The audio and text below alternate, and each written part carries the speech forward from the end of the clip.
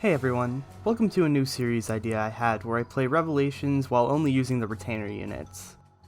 Revelations is a very easy game when you use the Royals because you have broken characters that just carry you through the game, namely Ryoma and Xander.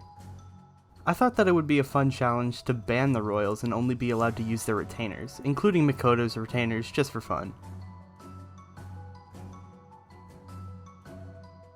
It took me a bit to think about how I wanted to handle force-deployed units. Here's the list of those. I ultimately decided on being allowed to use all force-deployed units for any reason except for combat. This means they'll be able to move, trade, pair up, transfer, visit houses, dragon veins, and anything else. They'll just never be allowed to be the main unit in combat in both player and enemy phase. In the case of Chapter 6, you're put on a time limit to kill 2 bosses on the opposite ends of the map. Even assuming Jacob or Felicia could one-shot the bosses, there wouldn't be enough time to get to both sides by themselves. So for that map only, I'll be allowed to use Corrin and Azura. As far as child units go, I'm allowed to unlock the paralogs, but I'm never allowed to use the child units in combat. So the same as any other character that I can't use. For DLC and path bonuses, I've decided that I'll allow using the 2 dragon herbs, but nothing else. I'll be allowed to do whatever I want with the dragon herbs, so I could sell them for extra gold if I don't want the stat boosts. Some of my units are going to be massively underleveled. In order to save my own sanity, I'm going to have the allowance of 3 challenge maps throughout the entire run. These are incredibly broken, so I'll try my hardest to not use these. Think of it as a use in case of emergency type of deal. As for castle items and events, I'll be able to get all the rewards and events for each map, but I won't be able to wait multiple days for surges or Lilith grinding. I will, however, be allowed infinite food and gems. With all that out of the way, let's begin with Chapter 6.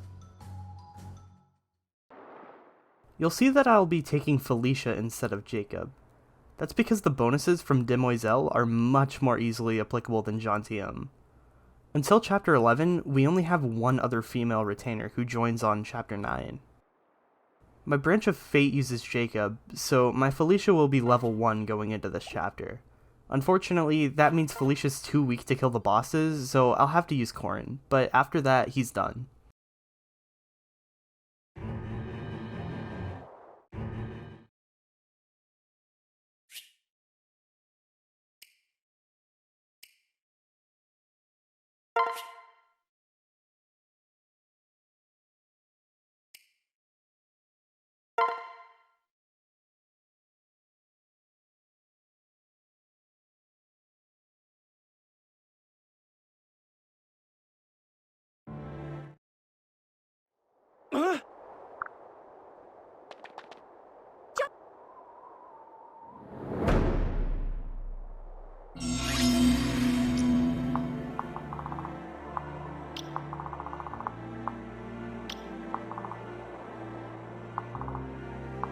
We can do this together.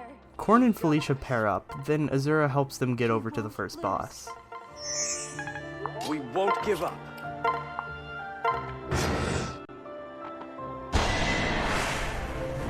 Okay, let's go. Over here.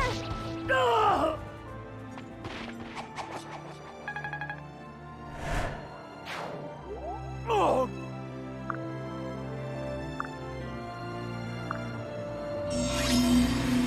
I'll protect you. I'll help you. Now they make their way to the other side. We can do this. Only Corrin and Azura can go on the water, so Felicia drops Corrin there to pair up with him next turn. What should we do? I believe in you. Finally, I wait in range of the boss. We can do this together. I'll protect you. I did it!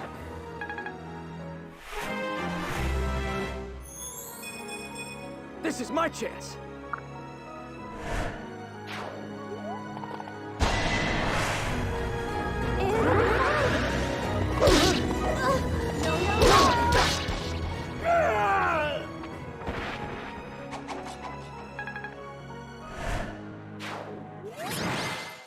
See you next time, where the real challenge begins.